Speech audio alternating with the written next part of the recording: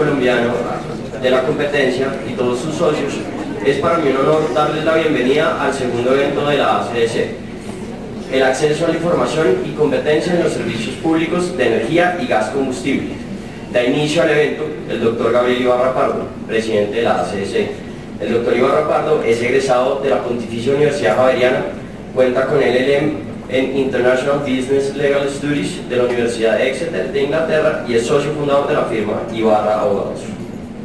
Bienvenido, doctor Ibarra.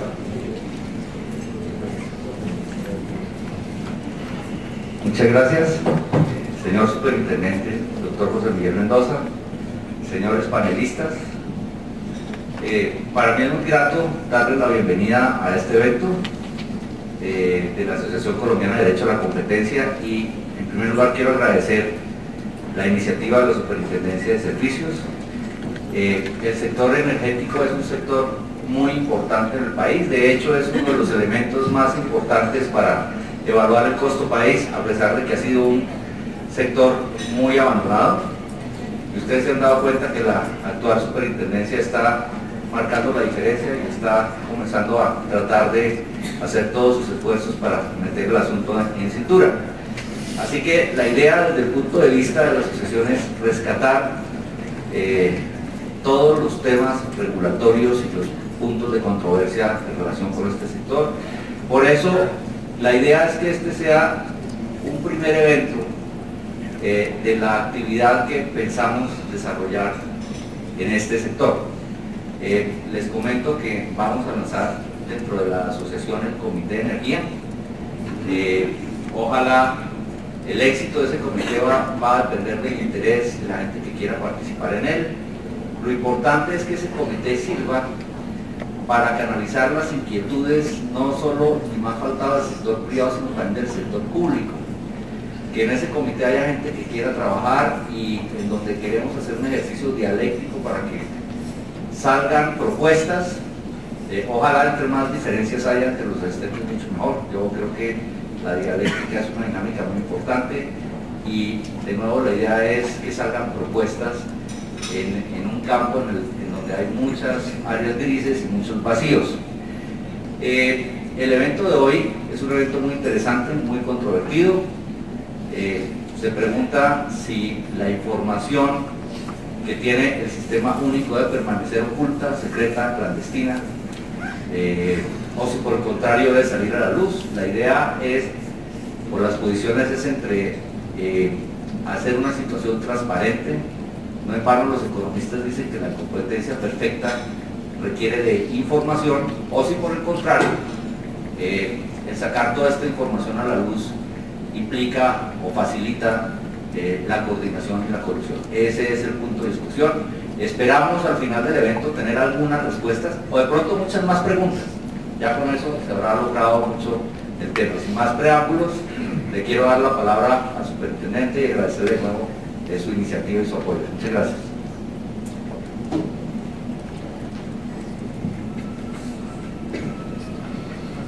Bueno, para continuar con las palabras de instalación, nos complace dar la bienvenida al doctor José Miguel Mendoza, superintendente de Servicios Públicos Domiciliarios.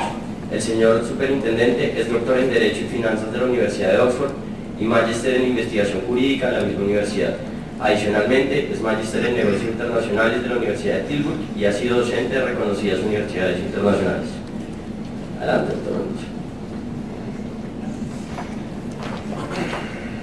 Bueno, muy buenos días. Quisiera comenzar por agradecerle al doctor Ibarra de la Asociación Colombiana de Derecho de la Competencia por esta amable invitación para explicarles y para debatir sobre todo la más reciente y polémica iniciativa de la Superintendencia de Servicios Públicos. Como bien lo dijo el doctor Ibarra, el sector de energía tiene una importancia estratégica para cualquier país y en Colombia pues eso es exactamente así. Yo quisiera contarles que además de esa importancia estratégica, la supervisión del sector de energía supone retos de gran envergadura, retos que se derivan de las complejidades del mercado de energía en cualquier lugar.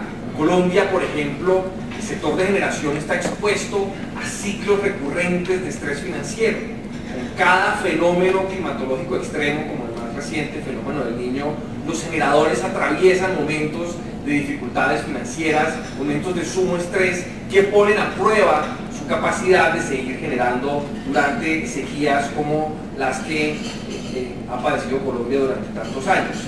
Esa circunstancia, sumada a la estrecha interconexión financiera entre los actores de este mercado de generación, pues crea una posibilidad de riesgos sistémicos que el Estado debe abordar de alguna manera.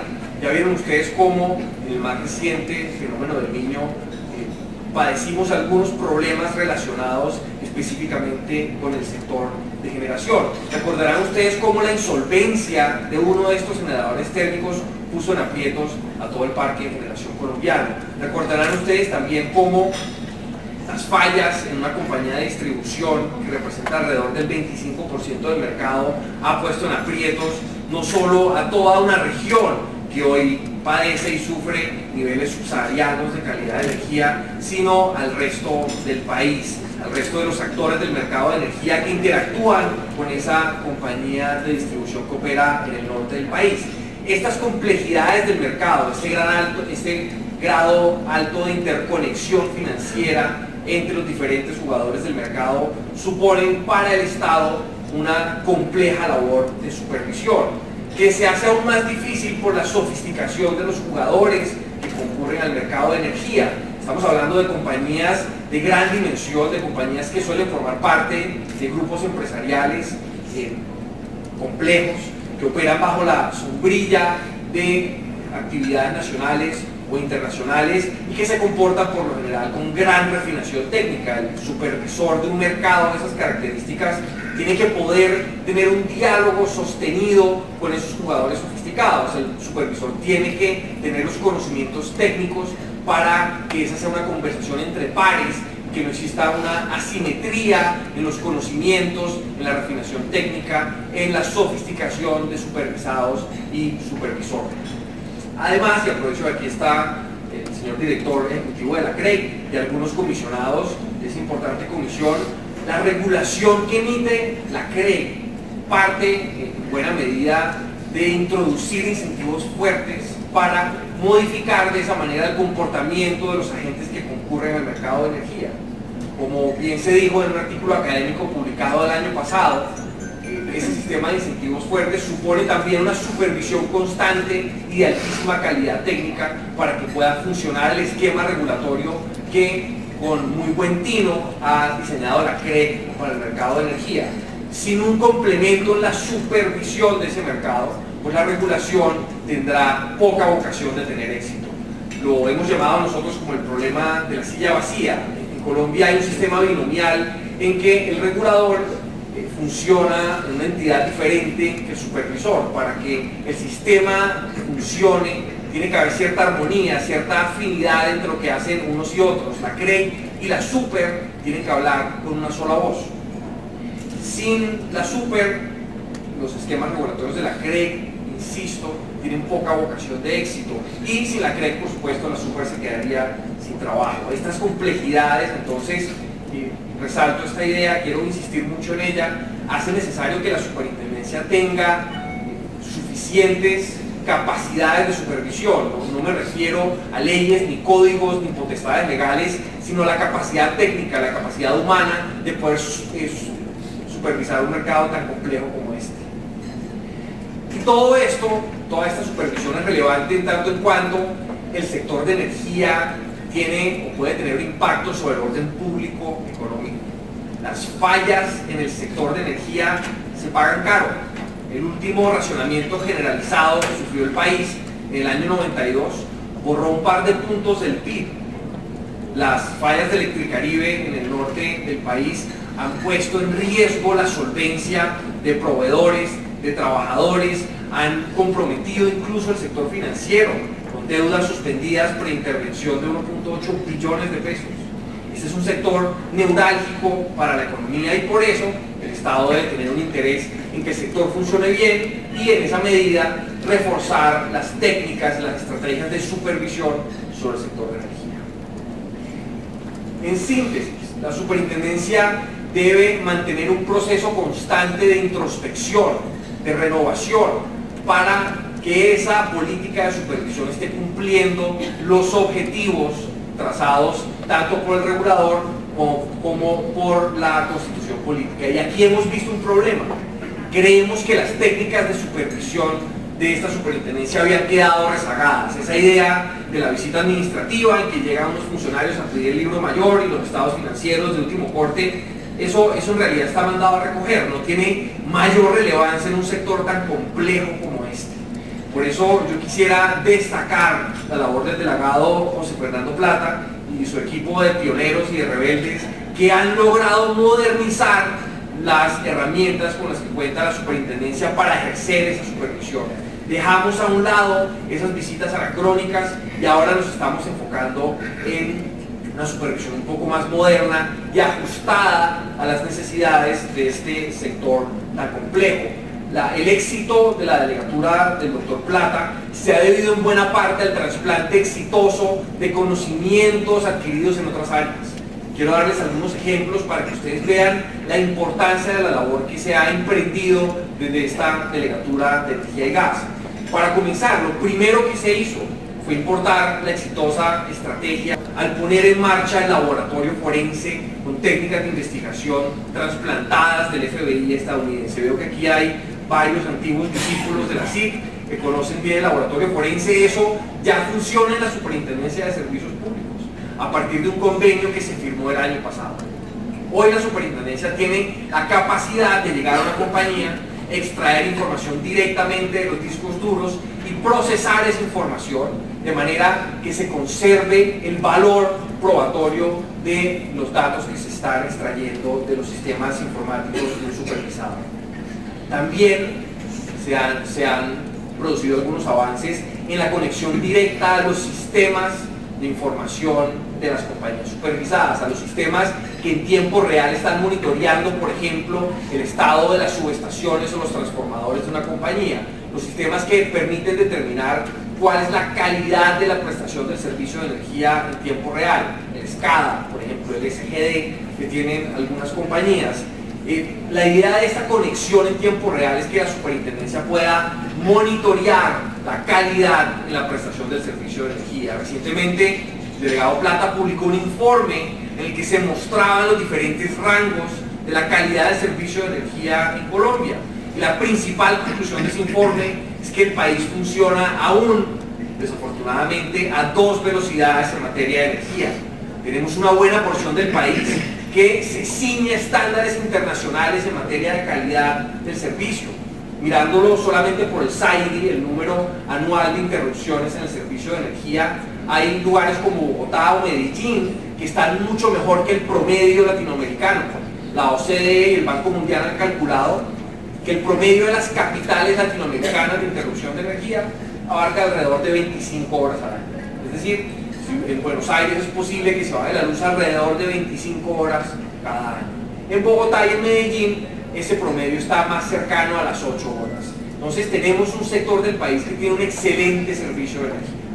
Sin embargo, la lleva a la segunda velocidad, hay otra región del país que tiene un pésimo servicio de distribución de energía, un servicio que solo puede compararse con niveles subsaharianos de prestación de energía. En la costa caribe colombiana, por ejemplo, padecen casi 100 horas de interrupciones al año.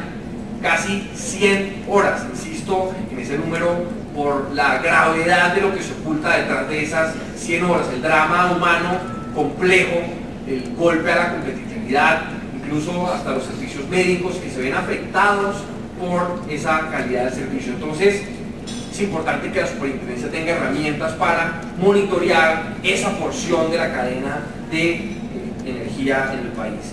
Y menciono también la más reciente iniciativa de la Delegatura de Energía y Gas, la supervisión prudencial de los generadores de energía en Colombia. Yo creo que este es uno de los proyectos más interesantes que tiene en este momento la superintendencia. Queremos saber qué compañías generadoras no están preparadas para soportar los estragos del siguiente fenómeno del Niño. Queremos saber qué compañías no van a poder cumplir con sus obligaciones de energía en firme cuando llegue la sequía y eso genere esos ciclos recurrentes de estrés financiero que ya mencioné.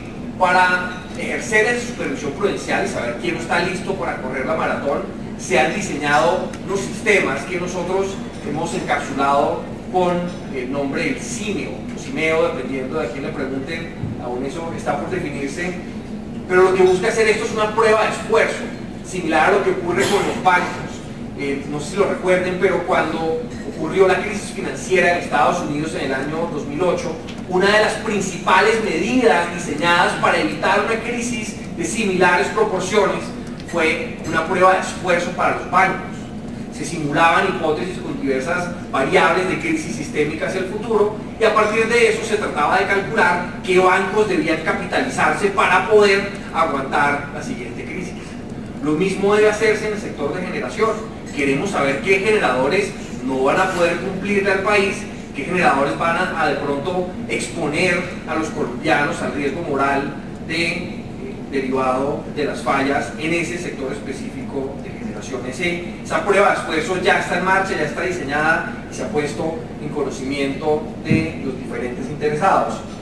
Y por último, otra cosa importante que ha salido de la delegatura de recientemente tiene que ver con la imposición de multas, un tema desagradable para algunos, pero absolutamente necesario para que el sistema funcione. Si no hay incentivos económicos para cumplir la ley, pues simplemente estaremos ante un mundo de autorregulación de facto, como desafortunadamente, bien lo dijo el doctor Ibarra, ha ocurrido en este sector en los últimos años. La imposición de multas tiene que obedecer los criterios muy precisos. Aquí no se puede improvisar, necesitamos precisión quirúrgica casi para poder imponer las multas necesarias que permitan evitar conductas anómalas o indeseables hacia el futuro, y por eso los criterios de dosimetría sancionatoria que el doctor Plata diseñó con su equipo me parece son un ejemplo para la región. Nos ha permitido ajustar las potestades legales de la superintendencia a cada uno de los casos que pasan por allí, y esto se puso a prueba recientemente en el caso de Termocandelaria. Hoy se anuncia ante este foro una nueva iniciativa, otra propuesta revolucionaria del equipo del doctor Plata, que tiene que ver con la minería de datos a gran escala. Y esto se ha considerado en otros países como una revolución en ciernes. No quisiera explicarles el detalle técnico de lo que esto comporta, quisiera más bien darles un ejemplo del potencial de esta nueva estrategia de supervisión que hoy se va a debatir. Las autoridades tributarias del Reino Unido pusieron en marcha hace algunos años un programa que se llama Conecta, que busca reducir la evasión tributaria en ese país. Este programa Conecta, que ha sido analizado exhaustivamente por el profesor Restrepo Amariles, consiste en una minería de datos automatizada en alrededor de 30 bases de datos formales. Entonces el programa revisa registros inmobiliarios, cuentas bancarias, gastos de tarjeta de crédito, recibos de nómina, compras en plataformas como eBay y Amazon, y hasta préstamos que reciben los ciudadanos a través de plataformas de peer-to-peer lending.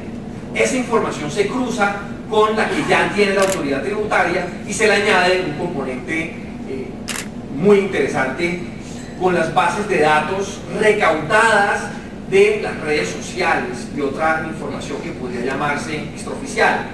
Entonces, si por ejemplo hay un contribuyente que está piloteando aviones y buceando en las aguas del Pacífico sin haber reportado la existencia del avión, pues eso lanzará una alarma que el sistema le llevará a las autoridades tributarias para que se inicie la investigación correspondiente. De iniciarse un programa similar en Colombia, seguramente los primeros investigados serían los miembros de la familia Ibarra, conocidos por su afinidad con esa clase de actividades.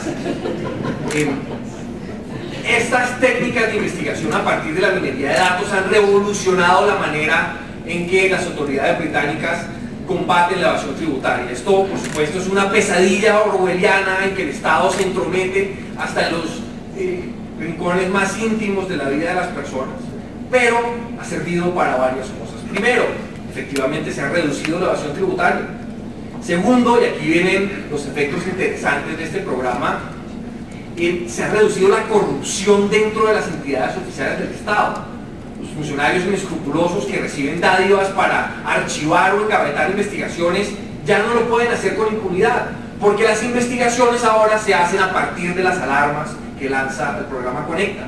el 84% de todas las investigaciones tributarias en el Reino Unido para el año 2014 se lanzaron a partir de las alarmas del programa Conecta. Es muy difícil para un funcionario decidir no lanzar una investigación cuando el programa le ha dicho que hay lo que llaman allá unos red flags, unos síntomas, unos indicios de que puede haber algún problema de evasión con un contribuyente específico. Por supuesto, y si el programa está mal diseñado, los falsos positivos podrían generar problemas en ese aspecto.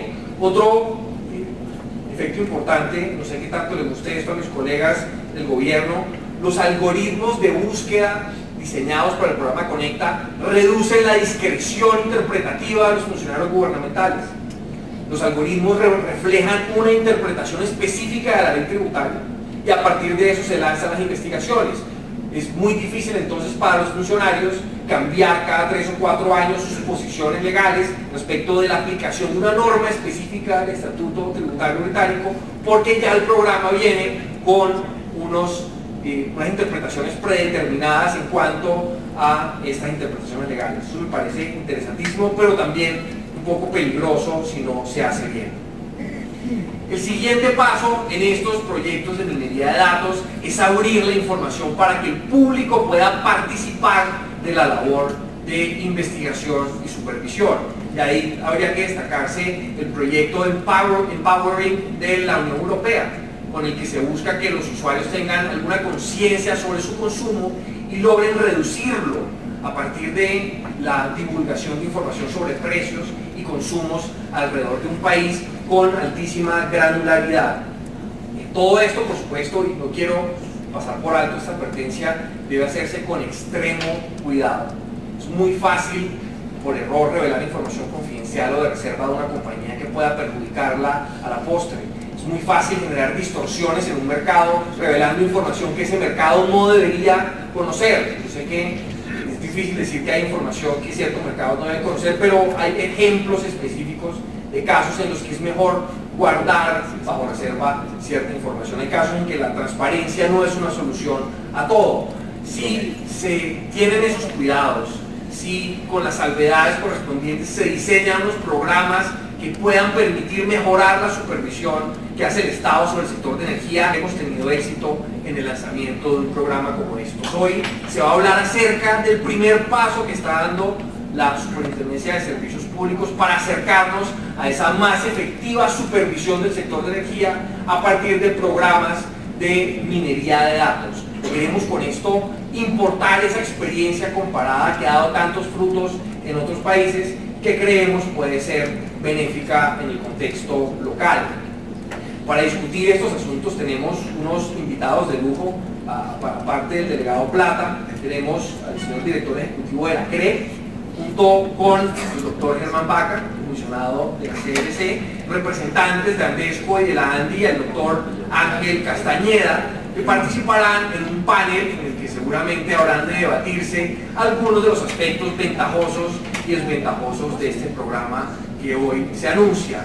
Para orientar las discusiones del panel se ha invitado al doctor Felipe Serrano, quizás un inmejorable moderador por su amplísima experiencia en materia de competencia y por su trayectoria académica bastante envidiable. Esperamos con esta agenda alentar una vigorosa discusión que nos permita darle las puntadas finales a esta nueva iniciativa que hoy les queremos presentar. Muchas gracias.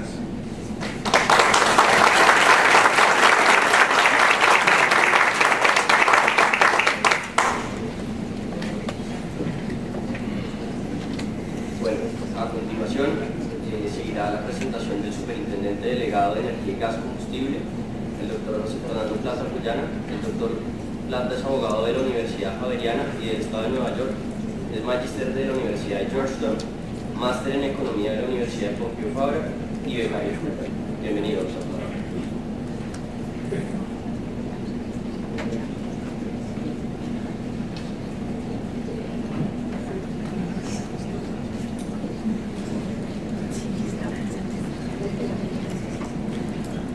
Días a los aquí asistentes, muchas gracias a la Asociación Colombiana de Derecho.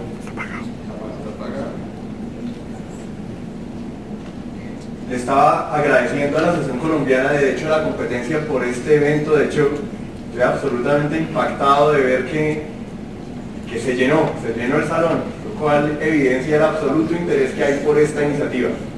Y después de esas palabras del superintendente quedé hasta achantado. Muchas gracias. Siendo las 10:20, 10:40, quiero hablar muy pocos minutos, voy a intentar hablar 15 minutos,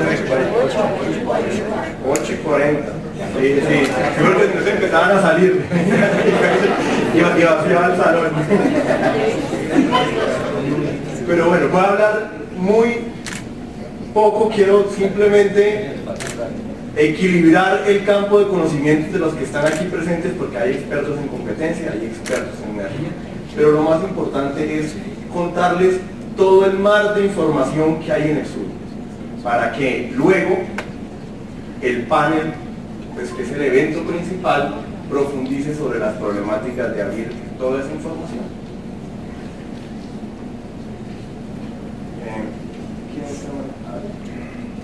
La superintendencia vigila 3 mercados: energía eléctrica, gas natural y GLP. ¿Y qué vigila? Vigila 2 cosas: la viabilidad financiera de las empresas, que no se quiebren, y 2, el cumplimiento de la regulación. El cumplimiento de la regulación que explican acá los doctores de la academia. Vigila el cumplimiento de toda la regulación y la viabilidad financiera en todos los eslabones de la cadena, desde el nivel mayorista hasta el usuario final. Pero no es la depositaria de toda la información que hay del sector. ¿Por qué? Porque en el mercado de energía eléctrica y en el mercado de gas natural hay unos gestores del mercado, unos administradores del mercado mayorista. Para el caso de energía eléctrica, ahí pusimos el logo, EXEM. Para el caso de gas natural está la bolsa mercantil. Entonces, ¿cuál es nuestra propuesta? ¿Qué información posee entonces la Superintendencia de Servicios Públicos? Posee la información en los casos de energía eléctrica y gas natural del mercado minorista, la relación comercializador-usuario final.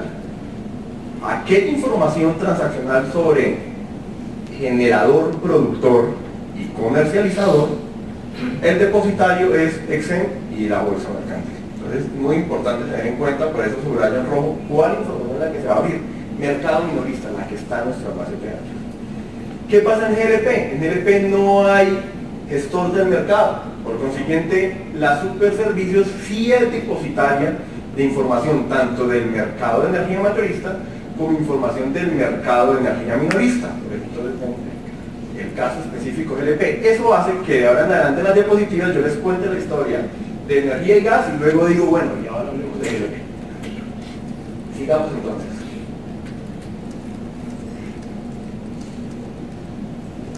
¿Qué información tenemos en el sur?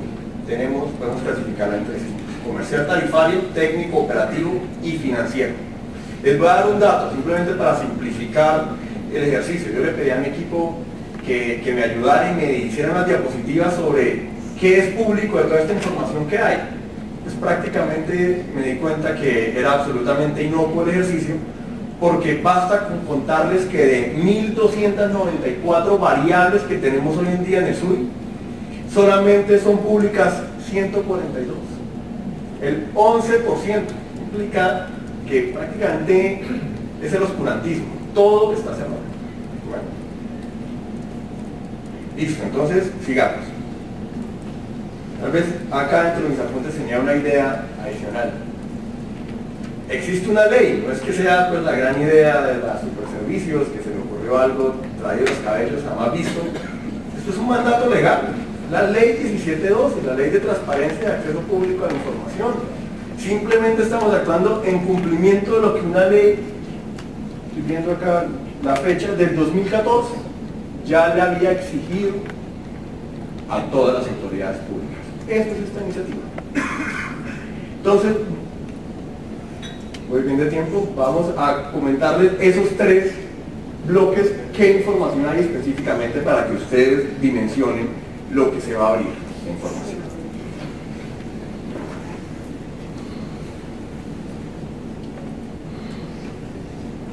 La Superservicios tiene toda la información relacionada con lista de clientes y maestro de facturación. En el maestro de facturación están los detalles sobre cuánto consume mensualmente cada usuario, tanto industrial como los hogares, cada hogar. Una precisión simplemente regulatoria: cuando se habla técnicamente de usuarios no regulados, se habla de industriales. Cuando se habla técnicamente de usuarios regulados, se habla de hogares, de familias, de todos nosotros somos usuarios regulados, prácticamente los que estamos acá. ¿Cuál es el punto? También hay información sobre cuánto consumen, sobre la tarifa que se le cobra, sobre el historial de pago, si son buena paga o no son buena paga. Con esta información es que se elabora el boletín tarifario que trimestralmente se reactivó por parte de la Dirección de Energía. ¿Cuál es el punto interesante? Que esa información se identifica es con un NIU. Un NIU es un número de identificación de usuario, no es un nombre. Nosotros no tenemos nombre, esa base de datos no hay nombre de ninguna persona, hay un NIU. ¿Qué es ese NIU? Un número que le da el mismo prestador. Le puede dar cualquier NIU, nosotros no sabemos. Revelando esa base de datos no se va a saber la identidad de la persona. Lo que sí se sabe es la dirección del predio. Pasemos a la siguiente diapositiva. En el caso de GLP la situación es diferente, porque en el GLP la transacción llega hasta el punto del cilindro. Es por la realidad del mercado. La realidad del mercado finalmente no se sabe cuál fue el usuario final, que no se tiene trazabilidad hasta el usuario final que compra el cilindro, sino simplemente se llega hasta la facturación del comercializador minorista que vende un cilindro. Es importante porque pues, no se llega hasta ese punto final como si se llega en energía eléctrica y gas natural. Pasemos a la siguiente. Técnica operativa.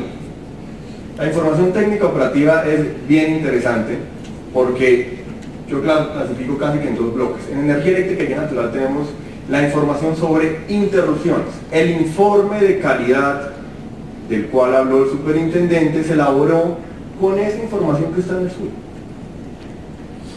Pero también reposa en el SUI información sobre los proyectos de inversión. Anualmente se le preguntan a las empresas de energía eléctrica y de gas natural cuáles proyectos de inversión tienen y qué porcentaje de ejecución alcanzó. ¿Quiénes reportan esa información sobre proyectos de inversión en infraestructura? Reportan los transportadores, en el caso de gas natural, transmisores en el caso de energía eléctrica, los distribuidores en el caso de energía eléctrica y gas natural, pero tengan presente algo. Carlos hablaba de competencia, estos son monopolios naturales. Acá no estamos hablando en estos eslabones de competencia. Donde sí hay competencia es en el eslabón de generación y en el eslabón de producción. Tema ahí interesante para identificar si se ha de publicar o no.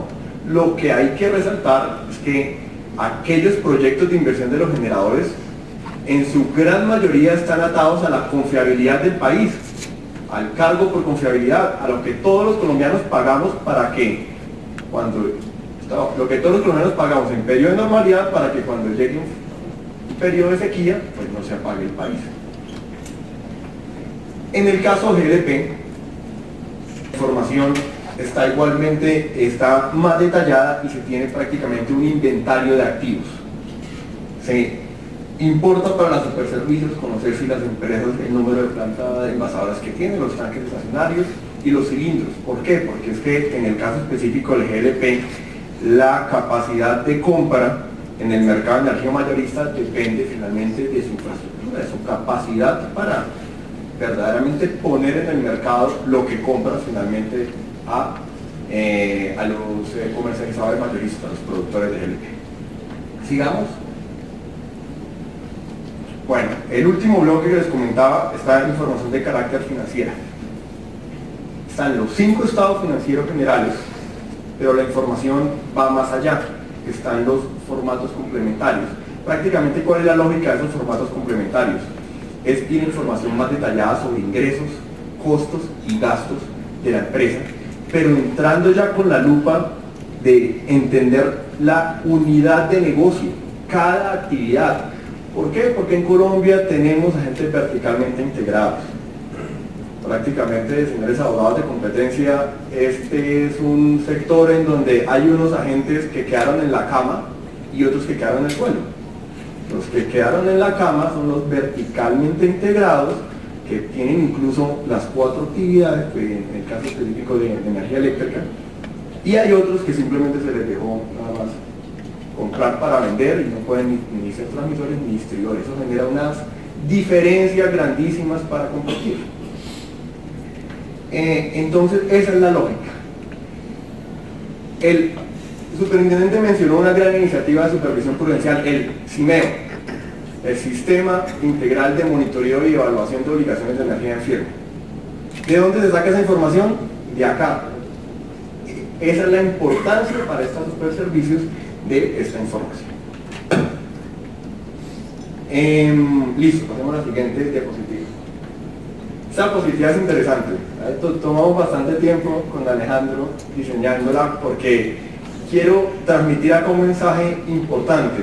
Enfoquémonos primero en la parte de la derecha de esta diapositiva. Ya les había contado que la información transaccional del mercado de energía mayorista, quien es el depositario es Exen. En esa base de datos hay información muy detallada sobre los contratos bilaterales, los contratos de suministro a largo plazo, que son el corazón del sector eléctrico. Alrededor del 80% del mercado está ahí, en esos contratos de suministro bilaterales. ¿Qué pasa?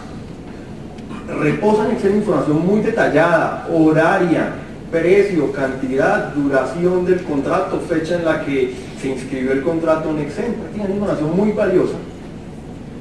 Y en su momento, en el interior de la CREC se discutió si debería hacerse toda esa información pública o una parte. Bueno, el punto medio se encontró en la resolución CREC 135 de 2015, en donde el regulador determinó que debía publicarse información sobre precio promedio de los contratos por agente, precio promedio de los contratos para atender usuarios regulados, precio promedio de los contratos para atender usuarios no regulados y precio promedio de los contratos entre vinculadas, prácticamente como les comenté por la integración vertical que hay. Esta fue la decisión que tomó el regulador. ¿Qué es lo interesante si cruzamos esta parte derecha de la diapositiva con la parte izquierda de la diapositiva? Que en el subir reposa el resto de la historia. En Excel está la parte de la historia entre un generador, cuando le vende un generador al comercializador. En el SUBI continúa la historia, continúa cuando ese comercializador le vende al industrial, al usuario no regulado. Nosotros tenemos información interesante sobre el valor el cual el comercializador le dice al industrial que le compró la energía al generador. Prácticamente el comercializador está diciendo: oye, industrial, a mí me costó esto de energía. Acá se la informa. Y va más allá, costo de margen de comercialización, prácticamente le discrimina todos los costos a los que el comercializador le cobra la energía al industrial, finalmente. Siguiente diapositiva. En GLP también hay información muy interesante de mercado de energía mayorista. ¿Por qué? Porque está toda la información del origen del producto y está si es nacional, se dice en cuál pozo está y si el producto proviene de la importación. ¿Qué pasa? Abogados de competencia, jugamos con un monopolista. Ecopetrol tiene el 90% del mercado del GLP. Entonces, esta es información muy valiosa. Fíjate, uno acá puede ver cómo se está comportando la competencia, si están ingresando nuevos competidores, si se está inyectando dinámica competitiva vía importaciones. Y también están todos los datos sobre ventas. Simplemente termino con los minutos que me quedan con la siguiente diapositiva ya para darle el espacio al panel, y es, bueno, ¿cuáles beneficios de competencia se percibirían con esta iniciativa? Consideramos que se puede inyectar dinámica competitiva con esta información tanto por el lado de la oferta como por el lado de la demanda. Empecemos por el lado de la oferta, reducir la simetría de la información. Por eso les conté la historia de unos en la cama, otros en el suelo. Prácticamente aquí se está equilibrando el campo de juego. Campo de juego que está a favor de los que están verticalmente integrados, pues tienen mejor información. Si yo juego en todos los eslabones de la cadena, pues tengo mejor información que el que no juega en todos los eslabones de la cadena. Estamos equilibrando el campo de batalla. Segundo, reducimos barreras de entrada. Si hay un inversionista que quiere entrar al mercado en Colombia, pues va a tener una mejor visión sobre cuál es la situación del país, cuáles son las regiones donde se está consumiendo más, donde se está consumiendo menos, donde hay mejor comportamiento de pago, y eso le hará planear de una mejor manera su entrada al mercado colombiano. Pero también nos interesa mucho esto, las nuevas oportunidades de negocio. Estos side business que se pueden crear con esta información son absolutamente valiosos. Para poner un ejemplo muy sencillo, que nos ocurre cada vez que tocamos este tema. Con esta información, si yo soy una empresa que quiere traer a Colombia medidores inteligentes, prácticamente la primera pregunta que yo haría es, bueno, ¿a quién se lo ofrezco? ¿Qué hago? Yo acá tengo mi medidor inteligente, pues esa lista de clientes va a ser prácticamente su punto de partida para llenar el mercado de medidores inteligentes. Por ejemplo, Henry, si en algún momento entonces usted empieza a ver desviaciones significativas en su factura, pues ese señor empresario que traiga el medidor inteligente va a decir, bueno, pues ¿cuáles son mis potenciales clientes? Pues los que más se quejan de desviaciones significativas. Pues vamos y les llevamos la solución, medición inteligente. Pensemos también en otros side business como empresas que se dedican a hacer eficiencia energética, empresas que se dedican a traer soluciones alternativas de generación distribuida, de paneles solares. Todo eso es un mundo que prácticamente, por mucho que uno intente dimensionarlo, no lo dimensionará de la manera como el inversionista podrá hacer uso de toda esta información para el bien de todo el mercado. Cierro entonces contándoles los beneficios por el lado de la demanda, ya que son las 9. Es un concepto muy sencillo, es el empoderamiento del consumidor. Históricamente se aproximaba al derecho a la competencia como generemos dinámica competitiva en este lado, en la oferta, que los agentes entonces rivalicen entre sí. Y ojo, no publiquemos información porque nos da miedo que coludan. ¿Por qué? Porque es un mercado oligopólico. Si además de ser oligopólico se les da información, el efecto, la ecuación da igual colusión. Esa era la manera como se pensaba en los 70s. Eso es lo que se llama el Structural Conduct Performance Test. Los economistas de la teoría de organismo industrial piensan así, que esa es la ecuación. Lo que ha introducido todas las ramas de Behavioral Economics, es decir, esa ecuación está muy errada, señores. Les faltó algo, y empieza, eso es un paper muy bonito, que es el paper que escribió Akerlof sobre el modelo de venta de carros usados en los Estados Unidos. Hay que empoderar al consumidor porque es una fuente de dinámica competitiva que no puede quedarse olvidada. Al consumidor no hay que protegerlo frente a los malos que son la oferta. Al consumidor hay que informarlo. Un consumidor informado se encargará de restablecer las dinámicas de competencia y encontrar un equilibrio en mercado que sea eficiente. Con eso cierro la intervención. Damos entonces inicio al panel.